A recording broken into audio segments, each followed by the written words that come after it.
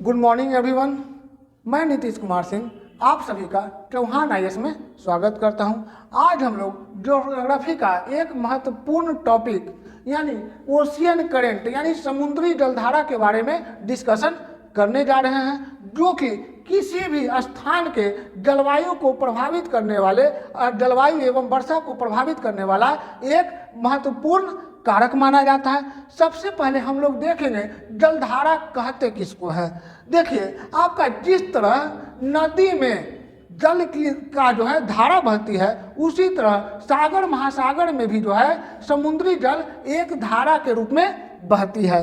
तो हम लोग सबसे पहले देखते हैं जलधारा है क्या। किसी निश्चित स्थान से किसी निश्चित दिशा में की ओर चलने वाले सागरीय जल को जलधारा कहा जाता है।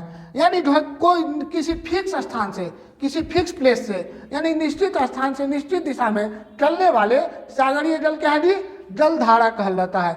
अब देखिए, जलधारा के चलने का बहुत सारा कारण है। जलधारा के चलने का बहुत सारा कारक माना जाता है, जैसे कि तापमान यदि किसी स्थान का टेम्परेचर अधिक है तो वहाँ बाष्पीकरण यानी इवोपरेशन अधिक होगा, जिसके कारण उस स्थान पर वर्षा का उस स्थान पर जल की कमी हो जाएगी। इस कारण दूसरे स्थानों से जल पूर्ति करने के लिए उस दिशा में बहने लगती है। दूसरा आपका कारण है पृथ्वी का घूर्णन। पृथ्वी जो है पश्चिम से पूर्व दिशा की ओर घूमती है, जिसके कारण भी सागरीय जल गति करने लगते हैं। तीसरा महत्वपूर्ण कारक है तट की बनावट, यानी महादेश यानी तट का जैसा बनावट रहेगा उस अनुसार भी जो है सागरीय जल की दिशा निर्धारित की जाती है। अगला महत्वपूर्ण कारक है सागर की लवणता।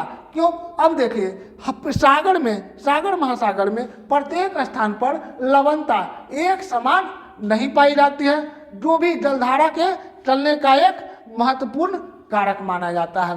चलिए, अब हम लोग देखेंगे जलधारा होती कितनी प्रकार की है। जलधारा दो प्रकार की होती है, एक ठंडी और एक गर्म जलधारा। ठंडी जलधारा और गर्म जलधारा। अब हम सबसे पहले देखेंगे गर्म जलधारा। तो पृथ्वी को जो है जो रेखा बीचों बीच से काटती है यानी दो भागों में काटती है, उसे विषुवत रेखा कहा जाता है। यहाँ पर सूर्य की किरणें सालों भर सीधी पड़ती है, जिस कारण यहाँ का टेम्परेचर हमेशा उच्च बना रहता है, जिसके कारण जो है यहाँ का जल का टेम्परेचर भी जल का तापमान भी हमेशा उच्च बना रहता है। अब जो है ये जल जिस क्षेत्र की ओर जाएगी वहाँ का जो है टेम्परेचर बढ़ा देगी, यानी वहाँ का जो है टेम्परेचर में परिवर्तन लाएगी। यानी सबसे पहले गर्म जलधारा के बारे में हम लोग चर्चा करेंगे। तो विषुवत रेखा से यानी इक्वेटर से ध्रुवों की ओर चलने वाले सागरीय जल को गर्म जलधारा कहा जाता है। इसके ठीक विपरीत ध्रुवीय क्षेत्र क्या है? ठंडा क्षेत्र, यानी सालों भर बर्फ से ढका रहने वाला क्षेत्र है। तो यहाँ का जल का भी टेम्परेचर बहुत ही निम्न होता है। यानी जो है जो जल ध्रुवों से विषुवत रेखा की ओर चलेगा उसका जो है स्वभाव कैसा होगा? ठंडी, यानी उसे ठंडी जलधारा कहते हैं हम। ठीक है, यानी जलधारा कितने तरह के होते हैं? दो तरह के, गर्म जलधारा और ठंडी जलधारा। यानी अब गर्म जलधारा किसको कहते हैं? तो विषुवत रेखा से ध्रुवों की ओर चलने वाले सागरीय जल को गर्म जलधारा, जबकि ध्रुवों से विषुवत रेखा की ओर चलने वाले सागरीय जल को ठंडी जलधारा कहा जाता है। अब हम लोग देखते हैं कि आपका अलग अलग महासागरों में इस जलधारा को अलग अलग नामों से जाना जाता है। सबसे पहले हम लोग देखते हैं भाई अटलांटिक महासागर। अटलांटिक महासागर के बारे में, यानी इस महासागर में कौन कौन सी जलधारा चलती है। तो अटलांटिक महासागर में चलने वाली गर्म जलधारा की चर्चा करते हैं। तो अटलांटिक महासागर में आपका विषुवत रेखा से उत्तर की ओर एक जलधारा चलती है, जिसे कहते हैं उत्तरी अटलांटिक जलधारा।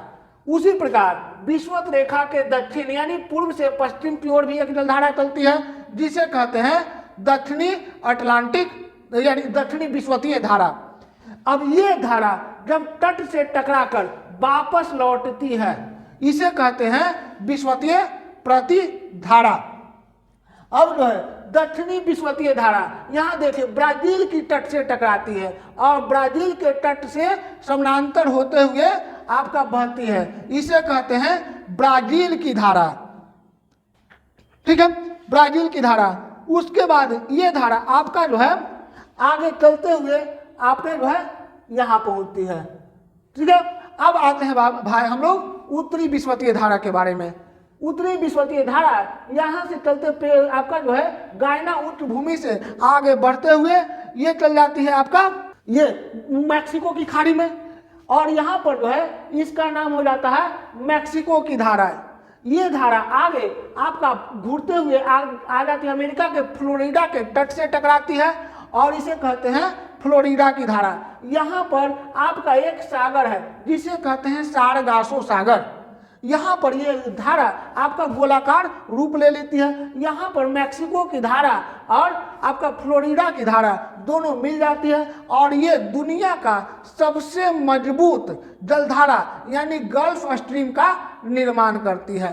ये जलधारा अमेरिका के पूर्वी तट से आगे बढ़ते हुए ये आपका नॉर्वे के तट तक पहुँचती है। इस धारा यानी गल्फ स्ट्रीम के प्रभाव के कारण ही आपका यूरोप का टेम्परेचर, यूरोप का तापमान उच्च बना रहता है। इस कारण गल्फ स्ट्रीम को यूरोप का कंबल भी कहा जाता है। आपका गल्फ स्ट्रीम के कारण ही ये जो है व्हाइट सी ये बर्फ यहाँ नहीं जम पाता है। अब देखिए ये तो है आपका गर्म जलधारा। अब जब हम आते हैं ठंडी जलधारा के बारे में तो आप देखिए ये है आपका भाई ये आपका लेब्राडोर, ये आपका जो ग्रीनलैंड है और ये कनाडा का क्षेत्र है। ये दोनों के बीच में एक धारा चलती है जो आपका लेब्राडोर की धारा के नाम से जाना जाता है। जब गल्फ स्ट्रीम की गर्म धारा और लेब्राडोर की ठंडी धारा अमेरिका के आपका जो है न्यू फाउंडलैंड द्वीप के पास मिलती है तो यहाँ घने कोहरे का निर्माण होता है, जिससे यहाँ प्लैंक्टन का पौधा बहुत अधिकता से उगता है जो कि मछली का मुख्य भोजन है।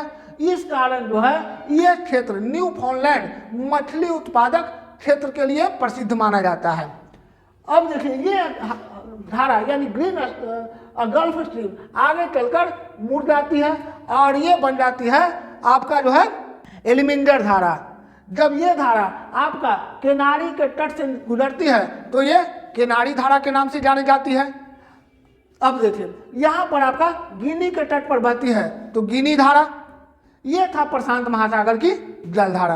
अब हम लोग आते हैं आपका हिंद महासागर की जलधारा। हिंद महासागर के शीर्ष पर आपका जो है भारत की अवस्थिति है, यानी भारत हिंद महासागर को दो बराबर भागों में बांटती है, एक अरब सागर और दूसरा बंगाल की खाड़ी। अब देखिए यहाँ जो है भारत के जो है दक्षिण पश्चिम से यहाँ पर मानसून के अनुसार यानी मौसम के अनुसार हवा की दिशा बदलती है। यहाँ पर भी आपका उत्तरी विषुवतीय धारा, दक्षिणी विषुवतीय धारा और विषुवतीय प्रतिधारा की अवस्थिति देखने को मिलती है। यहाँ पर आपका जो है भारत के दक्षिण पश्चिम से आपका जो है एक धारा यानी जो है एक पवन प्रवेश करती है जिसे दक्षिणी पश्चिमी मानसून धारा भी कहते हैं। अब ये हवा यहाँ विषुवत रेखा के दक्षिण में यानी अफ्रीका महाद्वीप और मेडागास्कर के बीच से एक धारा गुजरती है जिसे कहते हैं मोजाम्बिक धारा, और एक धारा जो है मेडागास्कर के पूर्व से गुजरती है जिसे कहते हैं आपका जो है मेडागास्कर धारा। ये दोनों धारा आगे आकर मिल जाती है और ये अगुलहास धारा के नाम से जाना जाता है। ये हिंद महासागर की है। अब आते हैं बाबू अटलांटिक महासागर के। तो आपका जो है यहाँ अंटार्कटिका से एक धारा गुजरती है जिसे जो है आपका जो है ऑस्ट्रेलिया के पश्चिम तट से होते हुए बंगाल की खाड़ी में प्रवेश करती है, जिसे आपका पश्चिमी ऑस्ट्रेलिया धारा के नाम से भी जाना जाता है। ये है अटलांटिक महासागर की धारा और हिंद महासागर की धारा। अब हम लोग प्रशांत महासागर के बारे में देखेंगे। तो प्रशांत महासागर में भी आपका देखते हैं इसका विस्तार आपका ये भी प्रशांत महासागर ही है और ये भी आपका प्रशांत महासागर का ही भाग है। अब देखिए प्रशांत महासागर के में जो है यहाँ भी विषुवतीय धारा, उत्तरी विषुवतीय धारा और दक्षिणी विषुवतीय धारा की स्थिति देखने को मिलती है, और यहाँ भी आपका एक प्रतिधारा का भी स्थिति देखने को मिलता है। अब हम लोग प्रशांत महासागर के गर्म जलधारा के बारे में देखेंगे। तो आपका जो है प्रशांत महासागर के गर्म जलधारा आपका एक है ऑस्ट्रेलिया के पूर्वी क्षेत्र से, ऑस्ट्रेलिया के पूर्वी क्षेत्र से एक जलधारा आपका जो है चलती है, जिसे कहते हैं पूर्वी ऑस्ट्रेलिया धारा। उसके बाद आपका जो है ये इस क्षेत्र में उत्तरी गोलार्ध में, खासकर उत्तरी गोलार्ध में अधिक जलधारा चलती है, यानी जो है उत्तरी गोलार्ध में स्थल का विस्तार अधिक देखने को मिलता है। यहाँ पर जो है इसे अलग अलग नामों से जाना जाता है, जैसे क्यूरोशिबो धारा जापान के क्षेत्र में चलती है। उसके बाद सुशीमा धारा भी यहाँ फिलीपींस जापान के क्षेत्र में चलती है। उसके बाद है आपका काली धारा, यहाँ पर चलती है जापान और आपका कोरिया प्रायद्वीप के बीच में। इसकी जो है जापान के लोग पूजा करते हैं। उसके बाद एक जलधारा चलती है पेरू धारा, जो कि पेरू के तट से गुजरती है। इसे पेरू या हम्बोल्ट जलधारा भी कहते हैं। अब देखिए यहाँ पर जो है एक महत्वपूर्ण परिवर्तन देखने को मिलता है। विश्व में प्रत्येक 3 से 4 वर्ष में पूरे विश्व के मौसम में एक परिवर्तन आता है, जिसका कारण है यहाँ पर उत्पन्न होने वाला एक समुद्री जलधारा, जिसे लालिनो धारा के नाम से जाना जाता है। ये जो है लालिनो धारा, ऐसा कहा जाता है कि इसका अनुमान सबसे पहले पेरू के मछुआरों को हुआ था। उन्होंने देखा कि 3 से 4 वर्ष में प्रत्येक दिसंबर के महीने में यहाँ का टेम्परेचर बहुत ही अधिक बढ़ जा रहा है, और ये इस कारण से आपका जो है यहाँ पर टेम्परेचर बहुत बढ़ जा रहा है, जिस कारण यहाँ समुद्री जीव जंतु बड़ी संख्या में मारे जा रहे हैं। जब इसका अध्ययन किया गया तो देखा गया कि यहाँ पर जो है एक जलधारा चलती है, यानी उसका डायरेक्शन क्या हो जाता है, आपका ये पेरू धारा क्या है, ठंडी धारा, ठीक है, और इसका जो है डायरेक्शन क्या हो जाता है, जस्ट उल्टा, यानी गर्म जलधारा बन जाती है। और ये जो है इसका टेम्परेचर इतना अधिक हो जाता है कि विश्व भर से ये जो है हवा को अपनी ओर आकर्षित करने लगती है, जिससे विश्व के मौसम एवं वर्षा पर व्यापक प्रभाव देखा जाता है।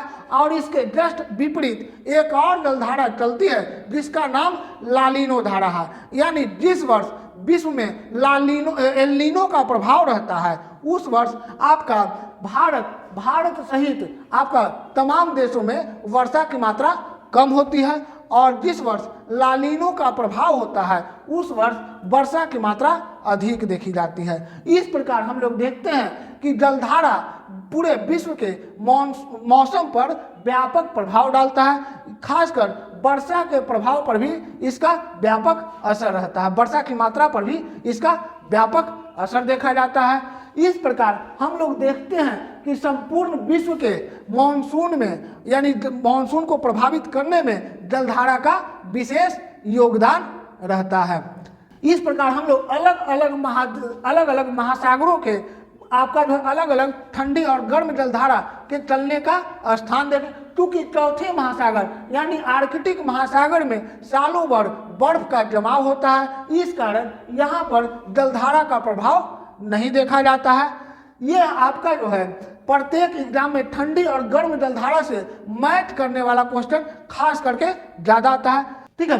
अब देखिए, अब हम लोग देखेंगे इसके बारे में और भी अलग अलग टॉपिक के बारे में हम लोग चर्चा करेंगे। हम लोग यानी चौहान IAS आपका फरवरी माह से ही, फरवरी के स्टार्टिंग वीक से ही आपका एक BPSC का नया बैच स्टार्ट करने वाली है, और आप लोग अधिक से अधिक संख्या में यहाँ से जुड़कर इसका लाभ उठाने का प्रयास करें। इसी के साथ धन्यवाद, थैंक यू।